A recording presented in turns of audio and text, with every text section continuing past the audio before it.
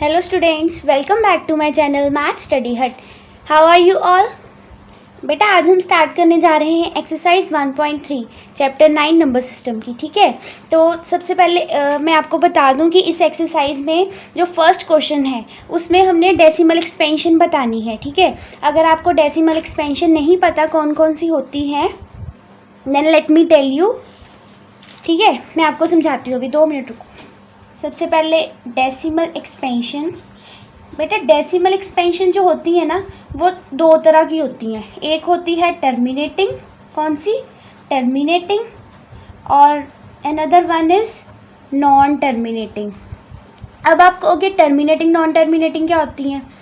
Terminating जो होती है बेटा वो वाली होती है जो एक डिजिट पे जाके, जिसकी डिवीज़न एक डिजिट पे जाके कहीं पे ख़त्म हो जाए। ठीक है, और नॉन टर्मिनेटिंग होती है जिसकी जो डिवीज़न है वो आगे आगे चलती जाए, मतलब उसका कोई एंड ना हो। ठीक है, टर्मिनेटिंग जिसका एक डिजिट पे जाकर कोई एंड हो जाए, नॉन टर्मिनेटिंग जिसका कोई एंड ना हो। ठीक है, आगे फर्दर नॉन टर्मिनेटिंग के भी 2 टाइप्स होते हैं। एक होता है नॉन टर्मिनेटिंग रीअकरिंग। रीअकरिंग में देखो मैंने आपको बताया नॉन टर्मिनेटिंग वो वाले होते हैं जो आगे आगे चलते जाएं, मतलब जिसका कोई एंड ना हो। अगर नॉन टर्मिनेटिंग रिपीटिंग आ जाए, देखो नॉन टर्मिनेटिंग में रिपीटिंग वाले आ जाएं तो रिपीटिंग वाले का मतलब हो जाएगा कि एक ही डिजिट बार बार रिपीट कर रहा हो। ठीक है, मतलब जैसे नॉन टर्मिनेटिंग जिसका एंड नहीं होता, बार बार रिपीट, मतलब आते जाते हैं, कोई ना कोई डिजिट आता जाता है। अगर रिपीटिंग वाले केस में मतलब एक ही डिजिट बार बार आ रहा है, बार बार रिपीट कर रहा है। ठीक है, और दूसरा होता है नॉन रिपीटिंग।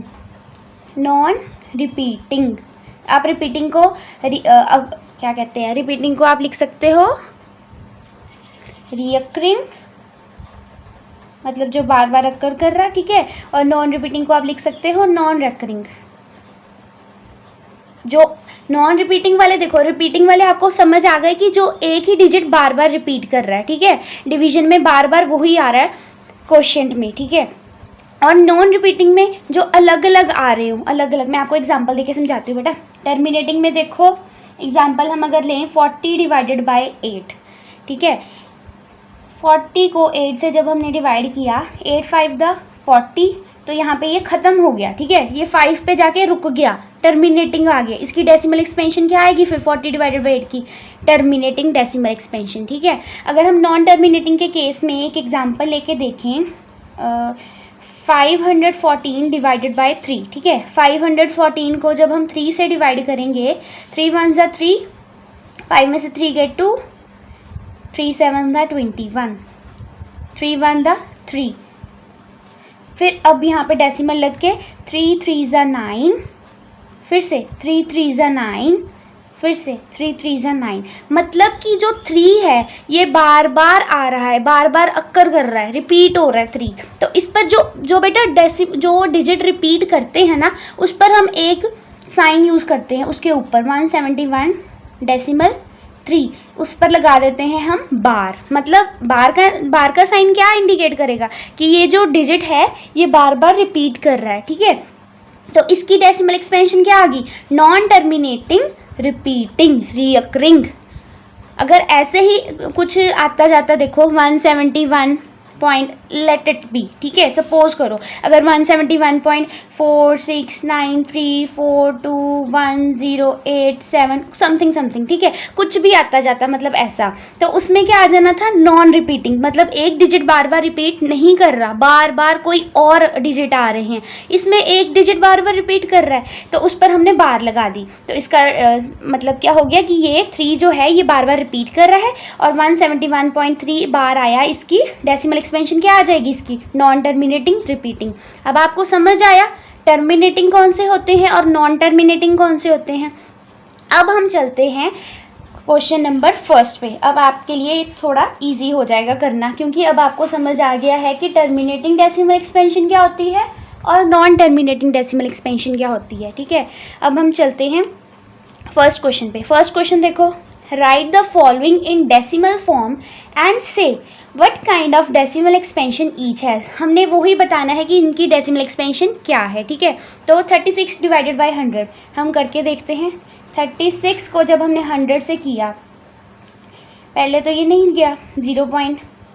तो इसके जब हम ये 360 बन गया, ठीक है, 0 पॉइंट लगा दिया, ये 360 बन गया, 100 3 ज़ा 300 आ गया, 60 100 6 दा 600 आ गया।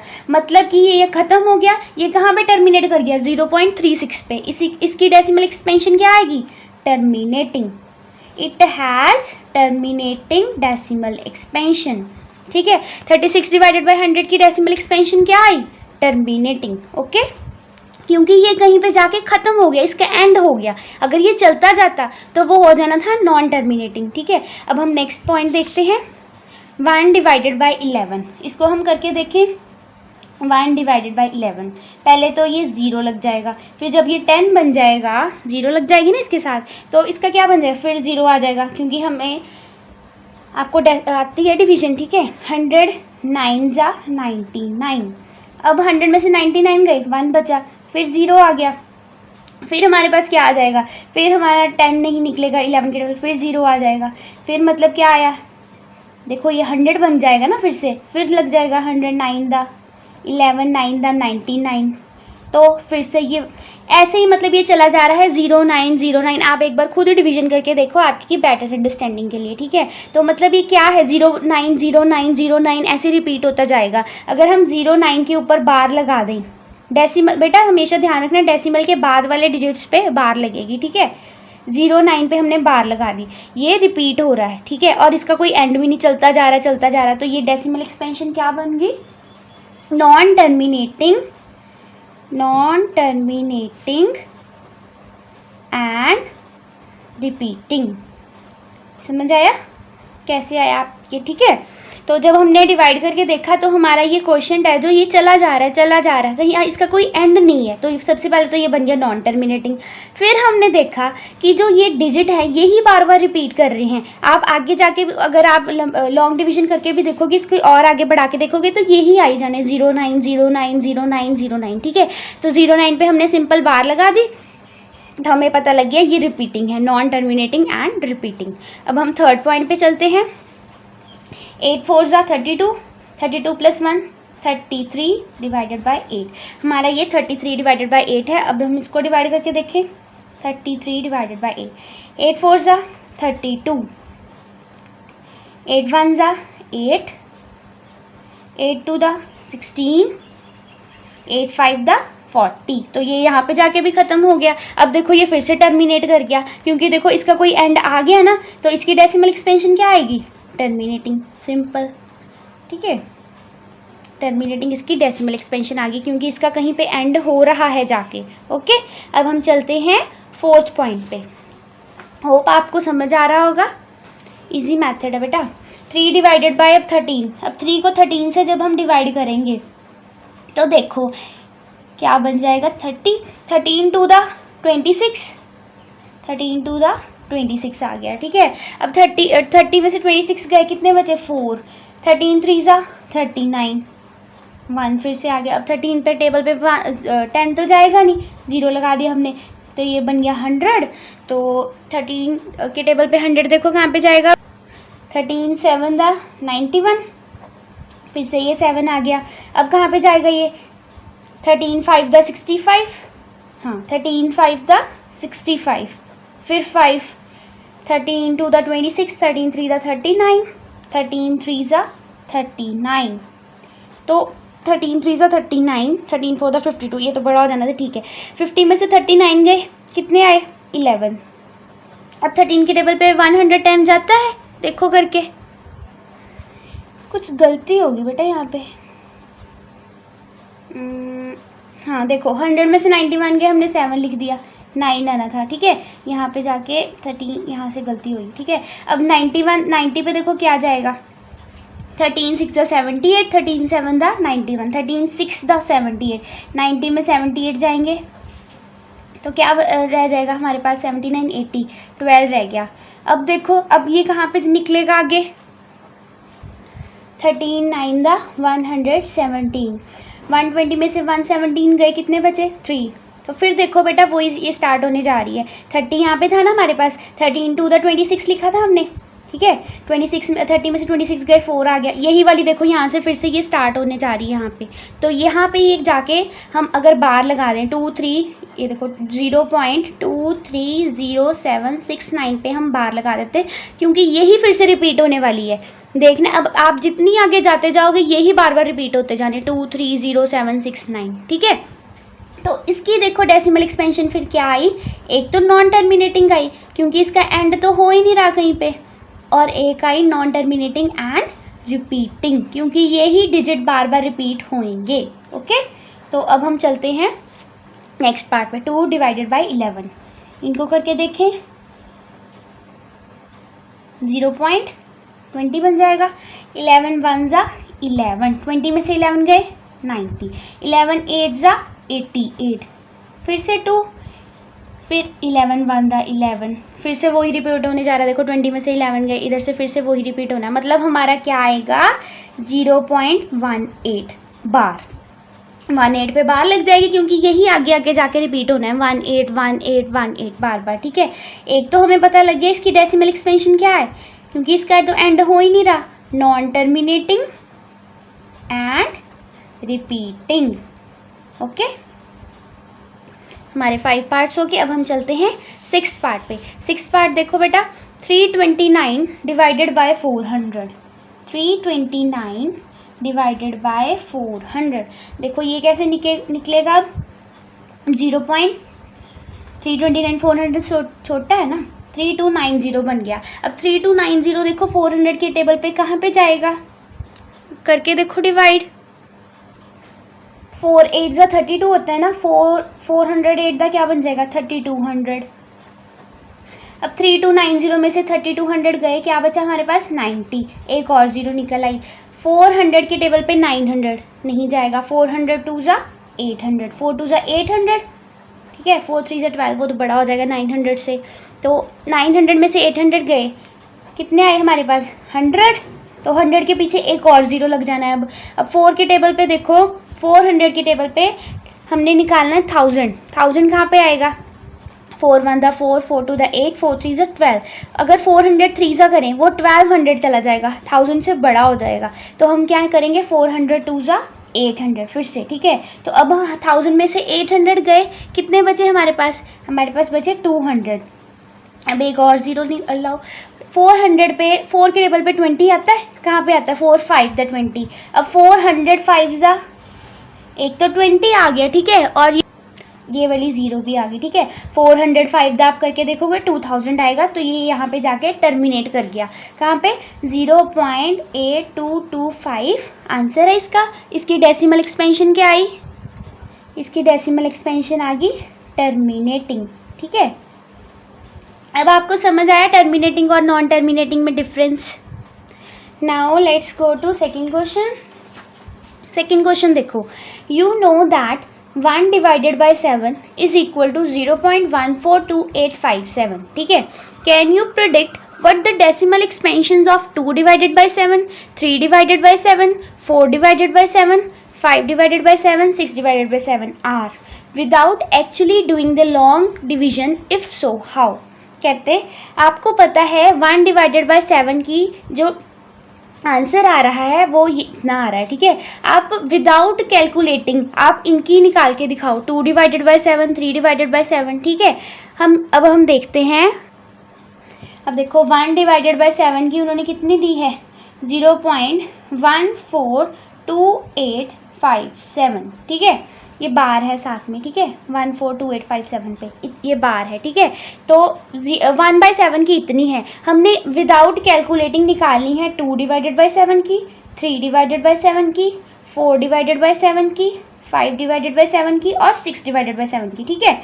तो हमने पता है 1, अगर हम 2 के साथ 1 मल्टीप्लाई कर दें 1 डिवाइडेड बाई 7, तो हमारा यही आंसर आएगा ना 2 डिवाइडेड बाई 7। हमने क्या करना है 2 के साथ इसका आंसर 0.142857 बार मल्टीप्लाई करवा देना है, ठीक है।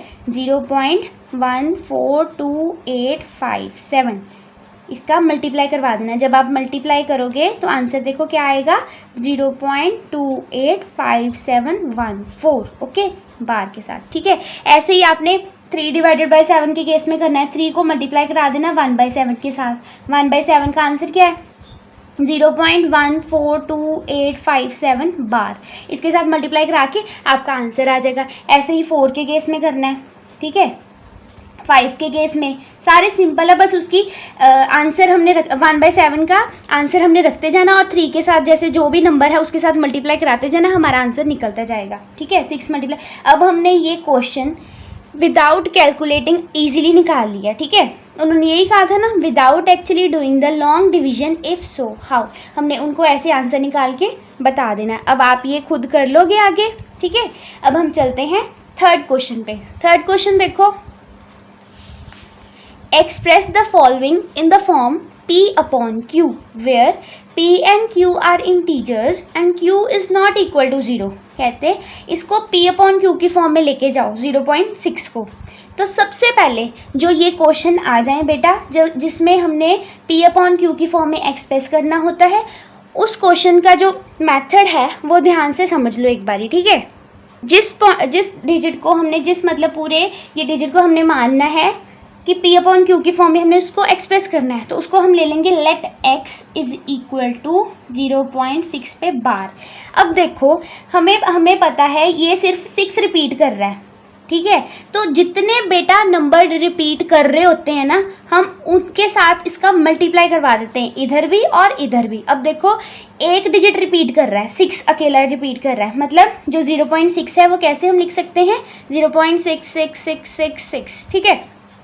6 पे बार है ना, तो ये रिपीट करता जाएगा और नॉन टर्मिनेटिंग, कहीं एंड ही नहीं आना इसका, ठीक है। तो जितने एक ये सिर्फ रिपीट कर रहा है, ठीक है, 6 है जिस पे ऊपर बार है, ये ही बार बार आता जा रहा है। तो हमने क्या करना है, उतनी ही जीरो से इन दोनों को मल्टीप्लाई करवा देना होता है। अब एक है ना ये, तो सिर्फ एक जीरो लगेगी, मल्टीप्लाई 10 बोथ साइड। देखो x के साथ 10 मल्टीप्लाई हुआ, क्या बन गया 10x। इधर मल्टीप्लाई हुआ, क्या बन गया 0.6 के साथ 10 मल्टीप्लाई कराओगे तो आपका आ जाएगा 6.6 बार, ठीक है। अब 6.6 बार आ गया आपका इधर।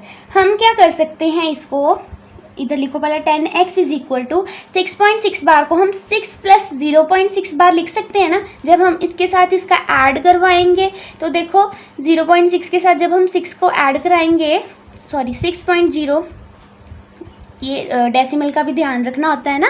ये जो न्यूमरेटर, ये सॉरी न्यूमरेटर कहाँ से आ गया, ये आगे वाला, इसके पीछे हम 0 लगा सकते हैं, ठीक है। तो 6.6 आ जाएगा ना हमारा। तो अब देखो 0.6 की हमने वैल्यू इधर पुट कर देनी है 0.6 की, ठीक है। तो हमने जब हम 0.6 को हमने क्या माना था, इधर इसकी वैल्यू क्या ली थी, x ली थी ना।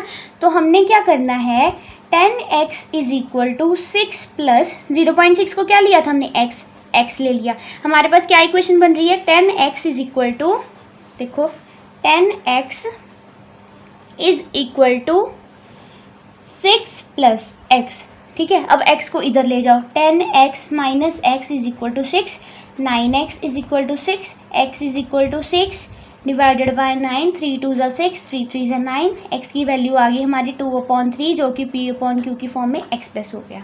समझ आया आपको कैसे किया।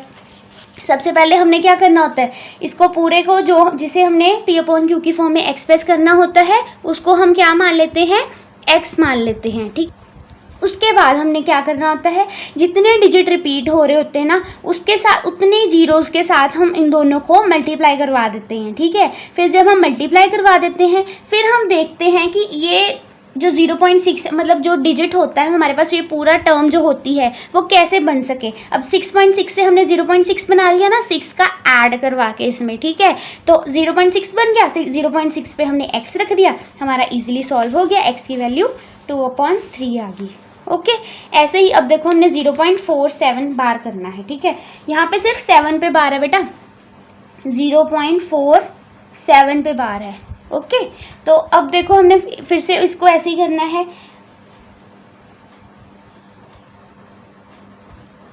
और मैंने आपको बताया था कि डेसिमल के बाद सिर्फ रिपीटिंग नंबर्स आने चाहिए, पर यहाँ पे तो देखो 4 आ रहा है जो कि रिपीट नहीं हो रहा, तो इसको हमने किसी तरह डेसिमल के आगे लेके जाना है, ठीक है। डेसिमल के आगे जाएगा तो सिर्फ यहाँ पे 7 बच जाएगा जो कि रिपीट कर रहा है। हम क्या करें, सबसे पहले हमने इसको सपोज किया let x is equal to 0.47 bar. हमने क्या करना है, पहले तो इसको 10 के साथ मल्टीप्लाई करवा देते हैं, मल्टीप्लाई बाय 10 बोथ साइड्स। जब हम इसको मल्टीप्लाई करवाएंगे इसके साथ तो ये 4 आगे चला जाएगा, सिर्फ यहाँ पे पीछे क्या बचेगा, डेसिमल के पीछे, ये जो डेसिमल है डेसिमल के पीछे क्या बचेगा, सिर्फ 7 बच जाएगा, ठीक है। तो इस तरह से हमारा ये सॉल्व होगा। पहले 10 के साथ x का मल्टीप्लाई करवाओ, 10x, ठीक है। उसके बाद देखो 4.7 बार आ गया हमारे पास, ठीक है। तो उसके बाद देखो हमने क्या करना है, अब देखो डिजिट है जो कितने डिजिट रिपीट कर रहे हैं बार बार, मैंने आपको बताया था ना, जितने डिजिट रिपीट करते हैं उतनी ही ज़ीरो से हम मल्टीप्लाई करवा देते हैं। ये जो 10 हमने मल्टीप्लाई करवाया ये तो सिर्फ 4 को आगे लाने के लिए करवाया ना, अभी इसका वाला जो इसके साथ हम करवाते हैं मल्टीप्लाई, जो कि डिजिट्स को देख के करवाते हैं कि कितने डिजिट्स आ रहे उतने ही मल्टीप्लाई ज़ीरो से हम करवा देते हैं। अब वो वाला स्टेप करते हैं। अब देखो एक डिजिट रिपीट कर रहा है बार बार 7, तो कितनी ज़ीरोज़ लगेंगी मल्टीप्लिकेशन में, 1, multiply by 10 both sides, multiply by 10 both sides.